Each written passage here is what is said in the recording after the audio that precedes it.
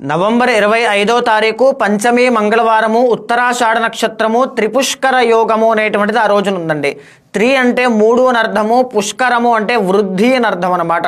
అంటే ఆ రోజున ఏ కర్మ చేసినా అది మూడింతలుగా త్రిగుణితం అవుతుంది అని అర్థము.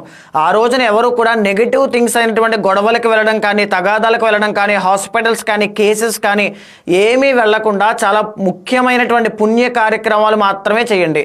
ఆ రోజున ఏవైతే చేస్తారో అది ఖచ్చితంగా 3 సార్లు మళ్ళీ మీ జీవితంలో రిపీట్ అవుతాయి. బంగారం ఏదైనా కొనాలి అనుకుంటే ఆ రోజున కొనడం వల్ల మూడింతలు మళ్ళీ కొంటారు, 3 సార్లు కొనేటువంటి అవకాశం వస్తుంది. ఏదైనా గృహప్రవేశాలు చేయడం వల్ల మళ్ళీ గృహప్రవేశం చేస్తారు.